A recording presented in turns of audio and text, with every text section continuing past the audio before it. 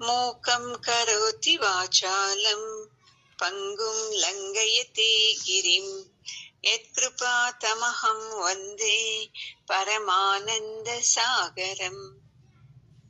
ఓం సహనావవతు సహనౌ భునక్తు సహ వీర్యం కరవావహై తేజస్వినావధీతమస్తు మా విద్విషావహై. ఓం శాంతి శాంతి శాంతి. గురువు గారి పాదాలకు, జగద్గురు కృష్ణుని పాదాలకు నమస్కారం చేద్దామండి. ఈరోజు 35వ శ్లోకం. భయాద్రణాదు పరతం మంసంతే త్వాం మహారథాః ఏషాంచత్వం బహుమతః భూత్వా యాస్యసి లాఘవం. లాస్ట్ క్లాస్ లో పరమాత్ముడు చెప్పాడు కదా, యుద్ధం చేసేది అది నీ స్వధర్మము, నీవు యుద్ధం ఖచ్చితంగా చేయాల్సిందే అర్జున అని. ఆ మాట చెప్పిన తర్వాత కూడా అర్జునుడు ఎటో చూస్తూ యోచిస్తూ ఉన్నాడు, ఎలా చేసేది అని. అందుకే పరమాత్ముడు ఇప్పుడు మళ్ళీ ఇంకొక శ్లోకం నుండి అర్జునుని హెచ్చరిస్తున్నాడు. ఏమని హెచ్చరిస్తున్నాడు చూడు. ఇప్పుడు నువ్వు భయపడి నేను యుద్ధం చేయను అని వెళ్ళిపోయావనుకో ఈ యుద్ధరంగం నుండి, అప్పుడు అందరూ నిన్ను బాగా తిట్టుకుంటారు. మరి ఎవరెవరు నిమిషమ్మా ఎవరెవరు తిట్టుకుంటారు? ఎంతమంది ఉన్నారు, సేనాపతులు ఉన్నారు, మహారథులు ఉన్నారు. వాళ్ళందరూ ఏమనుకుంటారు తెలుసా? అయ్యో, యుద్ధాన్ని చూసి భయపడి చాలా హీనమైన స్థితిలో మీ మకాం చూపించేకి ఇష్టం లేక భయపడి పరిగెత్తుకుని వెళ్ళిపోతున్నాడు అని అనుకుంటారు అర్జున. అందుకే నువ్వేం చేస్తావు, భయపడుకోకుండా యుద్ధం చేయి నువ్వు. ఎందుకంటే మామూలు సైనికులు నిన్ను తిట్టుకున్నా ఏం పర్లేదు, ఇక్కడ నీ సహోదరులు ఉన్నారు, మీ గురువు గారు ఉన్నారు, మీ తాతగారు ఉన్నారు, మళ్ళీ ఎంత పరాక్రమవంతులు అందరూ ఉన్నారు యుద్ధం చేసేదానికి. వాళ్ళందరూ ఏమనుకుంటారు తెలుసా? బాగా చూసుకో, పాపము వాళ్ళ బంధువుల్ని చంపడానికి ఇష్టం లేక వెళ్ళిపోయినాడు అని అనుకోరు ఎవరు నిన్ను. చూడండి, ఇంకొక ఏటిస్తున్నాడు. ఇలా కృతజ్ఞతతో అయ్యో అందరూ చనిపోతారే అని వెళ్ళిపోయినాడు యుద్ధం నుండి అని అనుకోరు ఎవరును. వీడు పనికిరానివాడు, ఊరికి వీడు చెప్పుకుంటున్నాడంతే, నేను 3 లోకాలకును పరాక్రమి అని. అలాంటి పరాక్రమము ఇతనితో ఏమీ లేదు అని నీ బంధువులందరూ, నీ సైనికులందరూ, నీ విరోధ పక్షం వాళ్ళు, నీ పక్షంలో వాళ్ళు అందరూ నిన్ను తిట్టుకుంటారు అన్నప్పుడు ఇలా చూస్తాడు అర్జునుడు. ఎందుకంటే అర్జునుడు భయంతో పరిగెత్తలేదు యుద్ధం నుండి, మన వాళ్ళందరినీ చంపాలే అనే వ్యామోహంతో పోతున్నాడు. అయితే అది వేరే వాళ్ళకు అర్థమవుతుందా ఇతని భావము? కానీ కాదు. ఎప్పుడు అంతే, మనము అంతే జీవితంలో. పాపము ఎందుకులే వాళ్ళకు తొందర అని మనం వాళ్ళకు తొందర చేయకూడదు అని మనము వాళ్ళ ఇంటికి వెళ్ళామనుకోండి, మనమందరూ వెళితే వాళ్ళు కష్టం అవుతుంది, వాళ్ళు మనకంతా వండి పెట్టాలా అలా ఇలాగాని యోచిస్తాము. అయితే వాళ్ళు ఏమనుకుంటారు, మేమంటి అసూయ వాళ్లకు, అందుకే మా ఇంటికి రారు, మమ్మల్ని ఎంత బాగా చూస్తారో అనుకోరు, అయ్యో వాళ్ళ ఇంటికి వెళితే వాళ్ళు బాగా చూడరు అని వాళ్ళు రారు మన ఇంటికి అని మనమే ఏదేదో ఊహించుకుంటాం కదండి. ఎంత మంచి వాళ్ళైనాను వాళ్ళ భావనలే వేరే ఉంటది, మన భావనలే వేరే ఉంటది. అప్పుడు ఏమవుతుంది, వాళ్ళను తిట్టుకుంటాం మనం మంచి వాళ్ళైనాను. ఇక్కడను అంతే అర్జున, నీవెంత మంచితనం చూపిస్తున్నావే.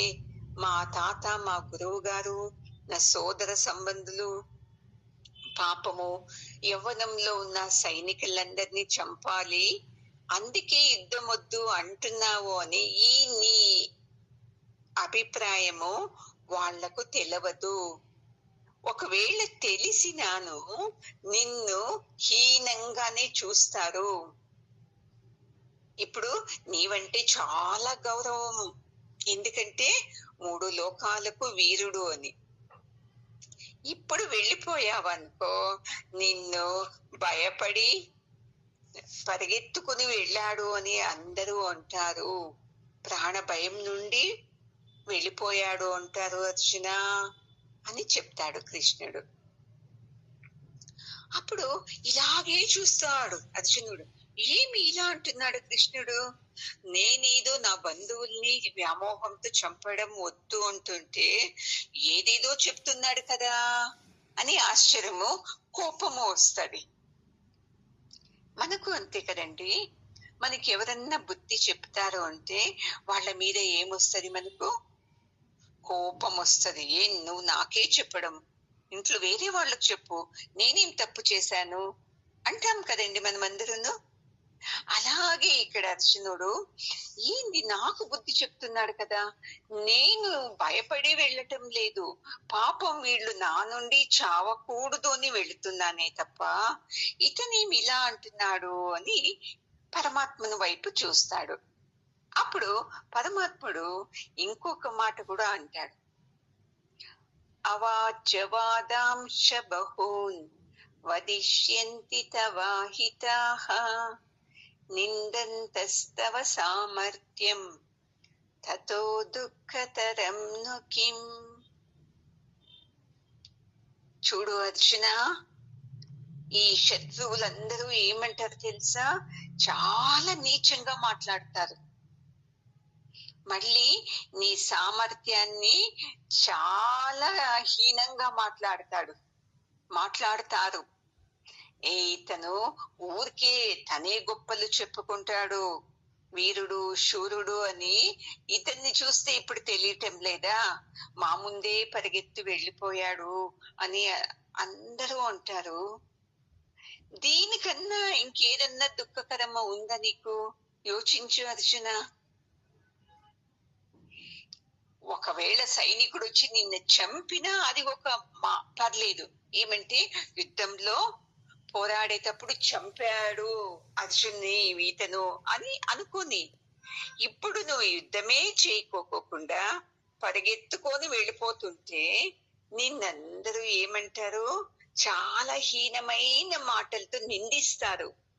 నీకు కావాలన్నా ఈ మాటలు?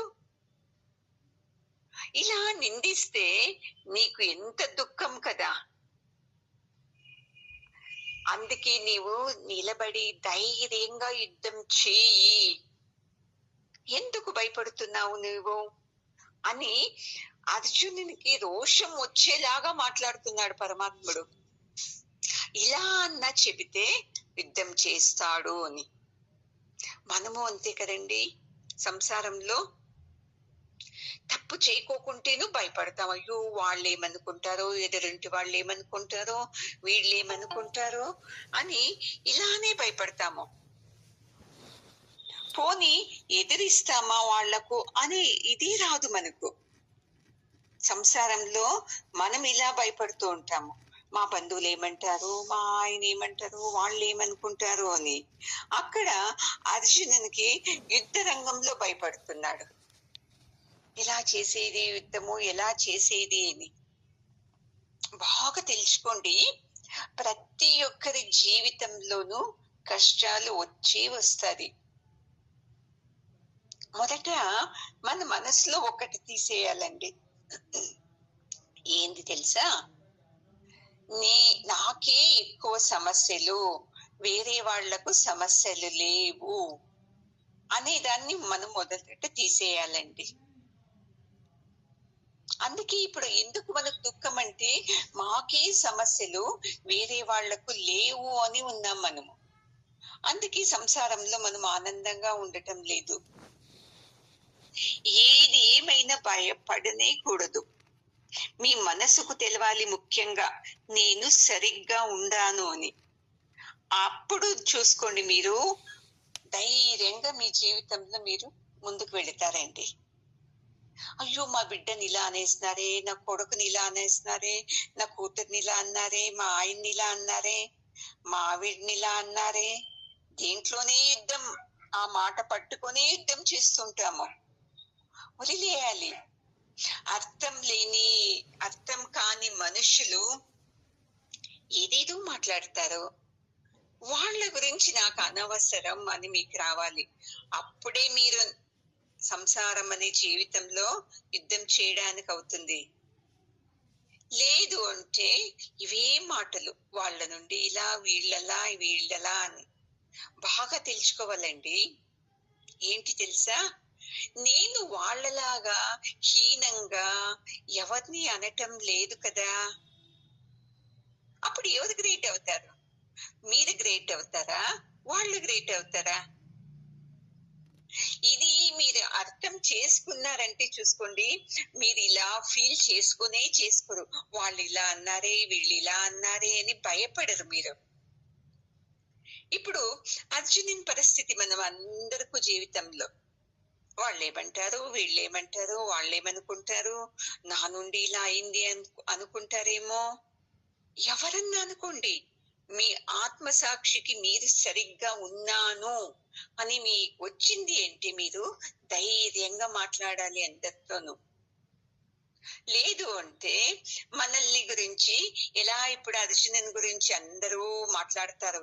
అయ్యో వీడొకడు పనికిరాని వాడు, వీనికి యుద్ధం చేసే ధైర్యం లేదు, శక్తి లేదు, ఊరికే తన గురించి గొప్పలు చెప్తాడు అని ఎలా నిందిస్తారో సేమ్ అలాగే మనకు అంతే అందరూ నిందిస్తారు చూడండి.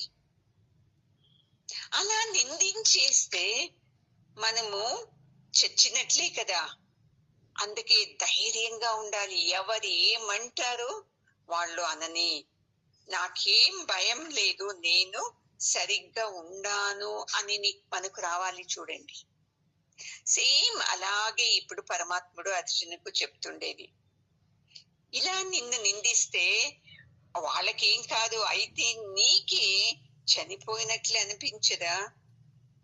అందుకే ధైర్యంగా నిలబడు అర్జున, నిలబడి నీవు యుద్ధం చెయ్యి.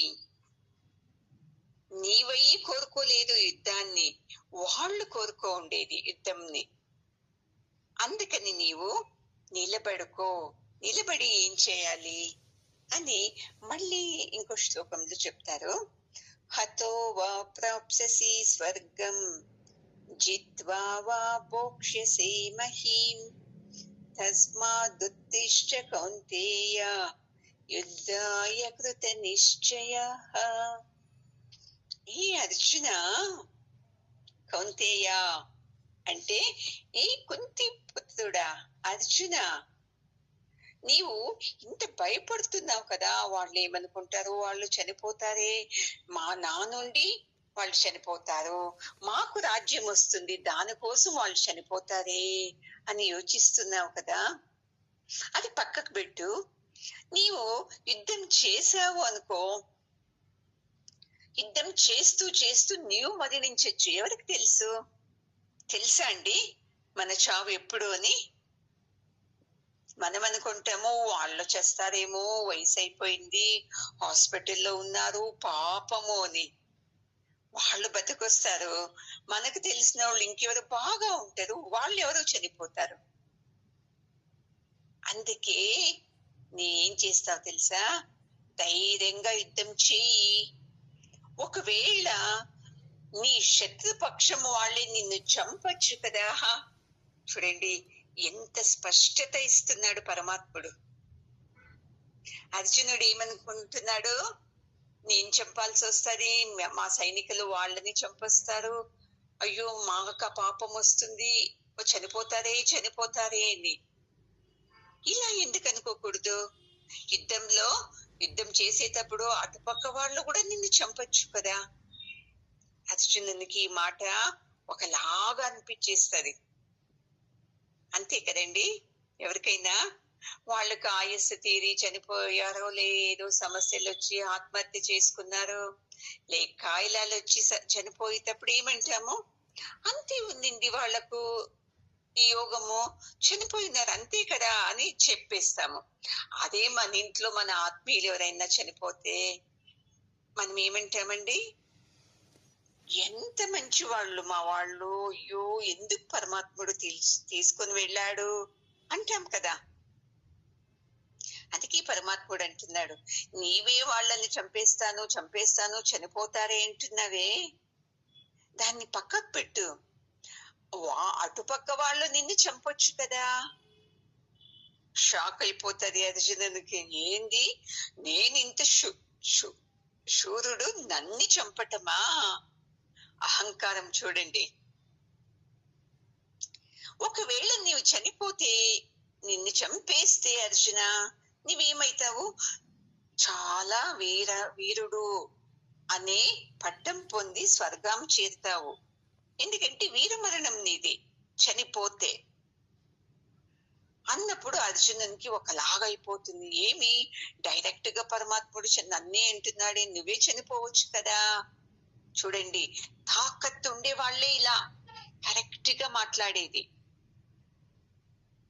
అవును, చావు అనేది నీకు నాకు అందరికీ ఉంది, ఎప్పుడు అని నీకు తెలీదు నాకు తెలీదు, తెలుసమ్మా. ఆహా, ఒకవేళ నీవే చనిపోవచ్చు కదా. ఏదన్నా అయ్యి, ఏం వయసు అయితే చనిపోవాలా అని రూల్ లేదు, మళ్ళీ ఏమన్నా సమస్యలతో చనిపోవాలా అని రూల్ లేదు, ఏదన్నా కాయిలాలు వచ్చి చనిపోవాలా అని రూల్ లేదు. చావుకు ఏవి రూల్ లేదు, ఇలాంటివి నియమాలు కూడా లేవండి. మన ఆయుస్సు ఎప్పుడు ముగిసిపోతుందో ఒక్క క్షణం కూడా మనల్ని ఉండేకి సాధ్యం కాదు. మనము పరమాత్మని వైపు వెళ్ళాలి. ఇది పరమాత్మని రూల్స్ చూడండి. దీన్ని అర్థం చేసుకో. ఒకవేళ నువ్వు చనిపోలేదనుకో, అప్పుడు ఖుషి అవుతుంది అర్జునునికి, అమ్మో మంచి మాట అన్నాడే అని.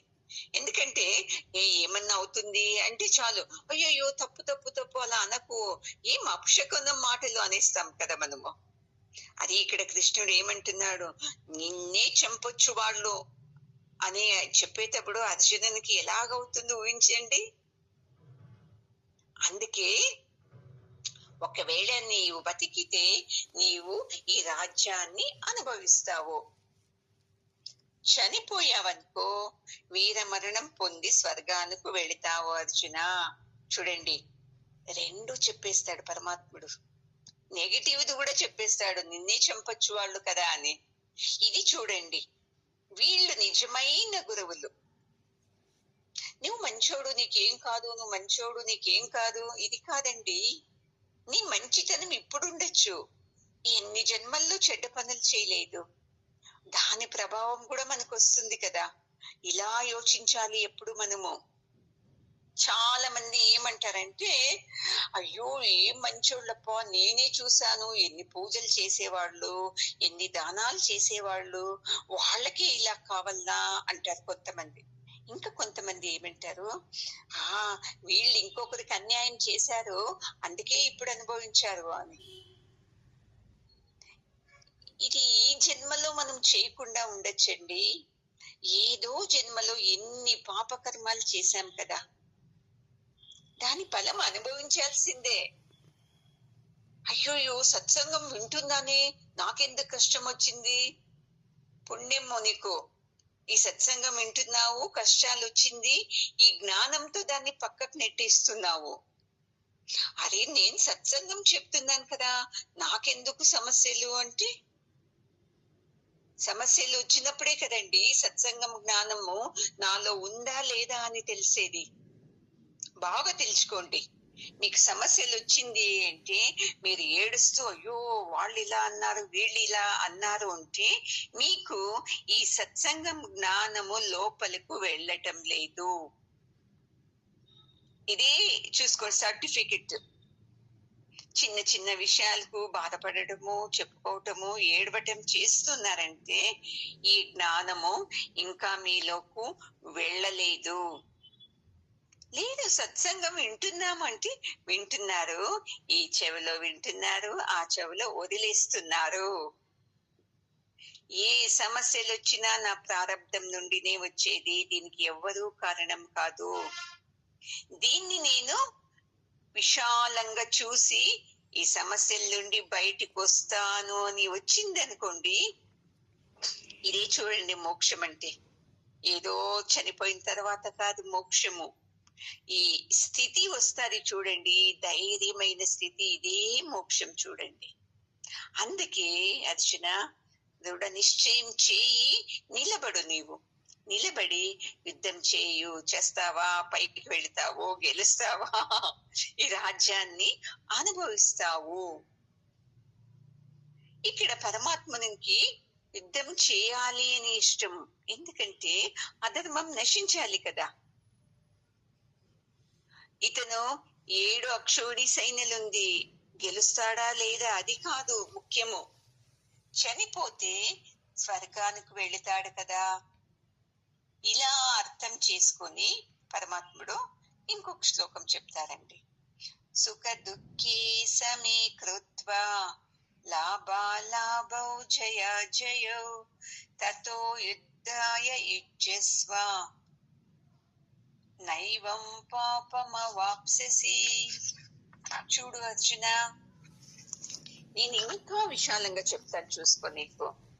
ఇప్పుడు ఎప్పుడు కానీ జీవితంలో సుఖాల్ని, దుఃఖాల్ని, లాభాల్ని, నష్టాల్ని, జయాల్ని, అపజయాల్ని యోచించకుండా యుద్ధం చేయాల్సిందే. అయ్యో గెలిస్తే నాకు రాజ్యం వస్తుందేమో అది కూడా వద్దు, అయ్యో వాళ్ళు చనిపోతారేమో అని దుఃఖము వద్దు, మనకెంత లాభము వాళ్ళకెంత లాభము అది కూడా యోచించకు. మేం గెలుస్తామా లే వాళ్ళు గెలుస్తారా అది కూడా యోచించకు. నీ కర్తవ్యం ఏంటి? యుద్ధం చేయటం. చూడండి ఎంత బాగా చేసినాడు. మనము ఏ పని చేయాలన్నా మనకెంత లాభము వాళ్ళకెంత లాభము ఇది యోచిస్తాం మనము. అవన్నీ పక్కకు పెట్టేయాలి. ఈ పని చేయాలా, నేను చేస్తాను, ఇది రావాల చూసుకోండి. ఇంట్లో వాళ్ళు నన్ను పొగడాలి, ఇంత కష్టపడుతున్నాను అంటే ఏమీ ప్రయోజనం లేదండి. ఉందా ఏదన్నా చెప్పండి? ఏం లే. నేను మంచి భావనతో చేసుకొని వెళ్తున్నాను ఇంట్లో, మిగతా వాళ్ళు నన్ను ఏమనుకున్నాను నాకు సంబంధం లేదు అని రావాలి మీకు ముఖ్యంగా. అప్పుడైతే చూసుకోండి మీకు ఏ దోషం కూడా రాదు. లేదు నేను పని చేస్తున్నాను, మా కోడళ్ళు నన్ను మెచ్చుకొని, మా ఆయన నన్ను మెచ్చుకొని అని మీరు చేశారంటే దానికి దోషం వస్తా చూడండి. ఇది నా కర్తవ్యము.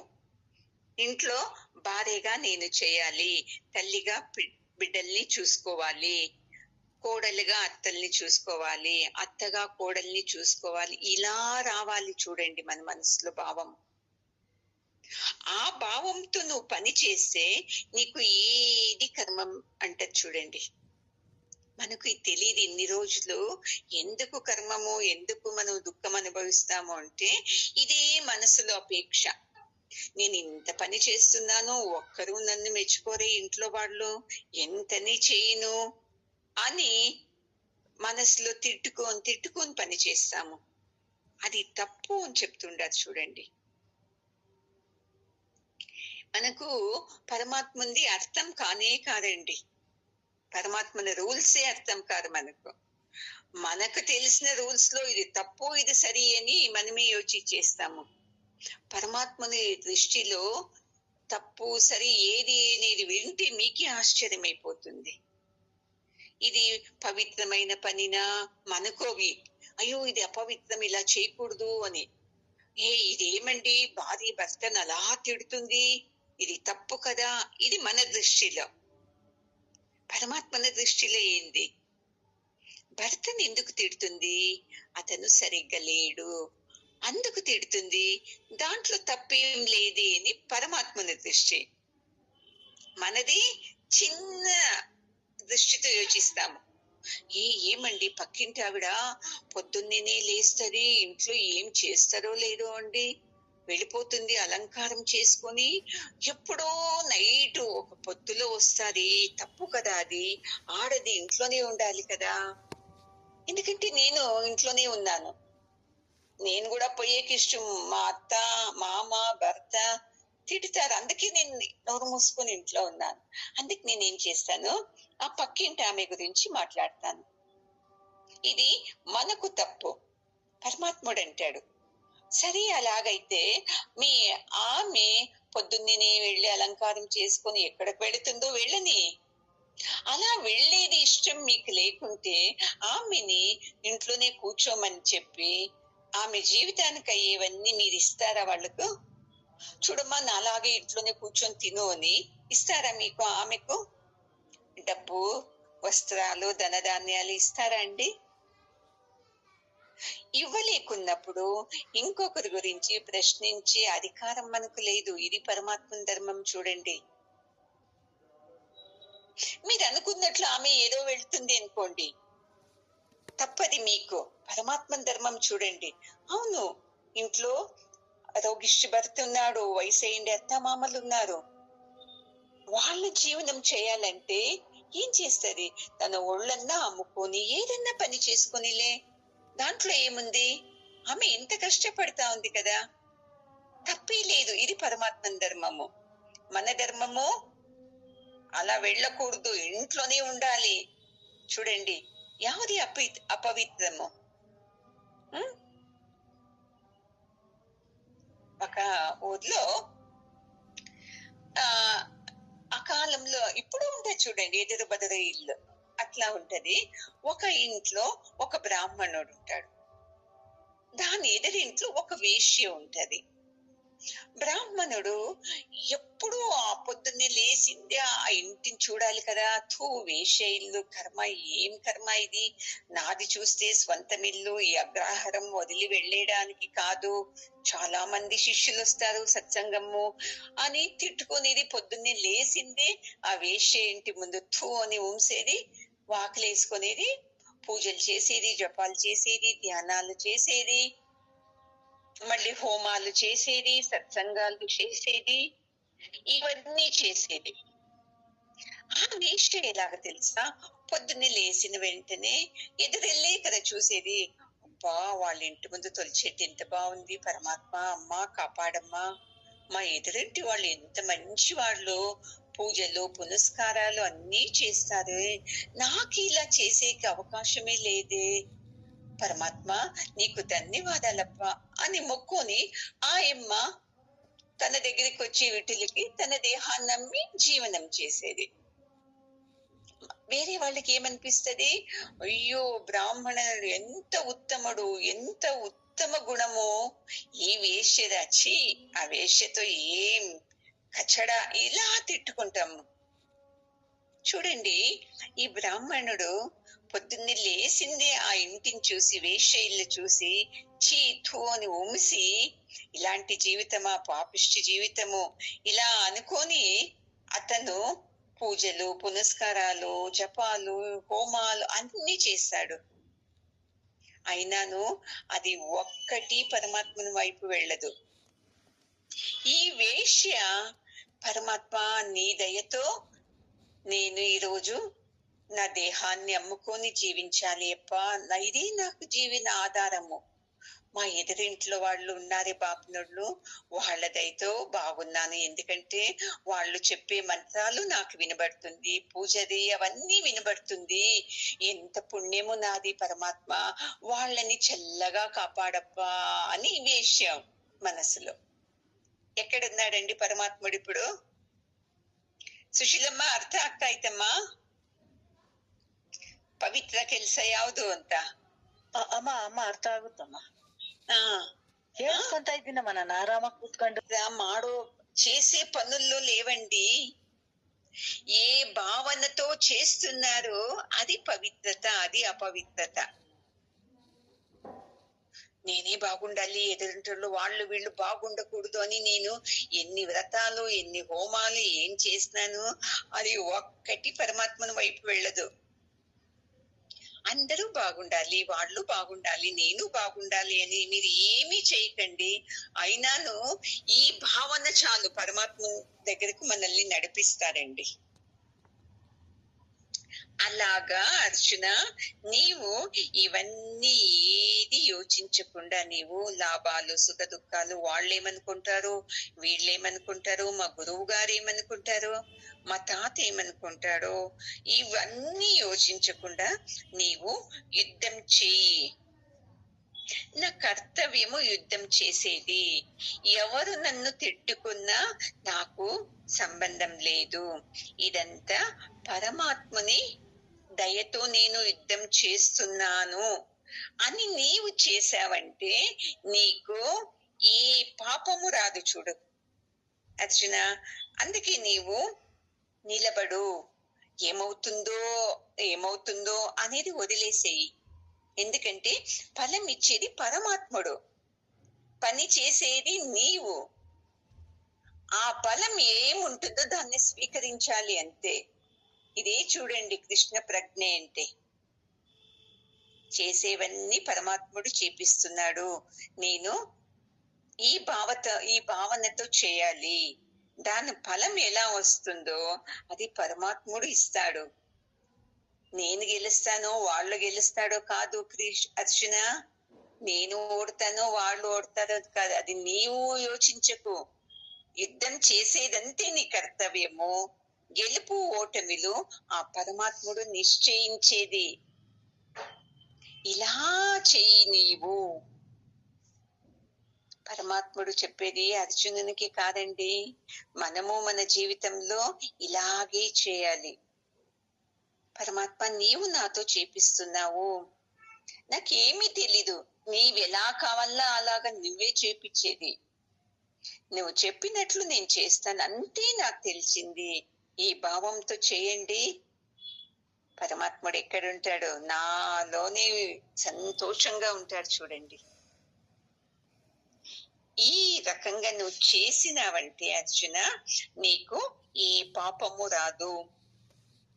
ఇప్పుడు నీవేమంటే నేనే చేయాలి, యుద్ధము చేస్తే చనిపోతారు, నాకు పాపం వస్తుంది అని చెప్పాడు కదండి 1వ అధ్యాయంలో. అందుకే ఇప్పుడు పరమాత్ముడు వివరంగా చెప్తున్నాడు, నీకు ఏది పాపం రానే రాదు, నీవు బాగా ఉంటావు. అందుకని నీవు ఇవన్నీ యోచించకుండా పరమాత్మునికి శరణాగతి అయ్యి నీవు యుద్ధం చేయి అని క్లీన్ గా చెప్తున్నాడండి. ఓం పూర్ణమదః పూర్ణమిదం పూర్ణాత్ పూర్ణముదచ్యతే పూర్ణస్య పూర్ణమాదాయ పూర్ణమేవావశిష్యతే. ఓం శాంతి శాంతి శాంతి.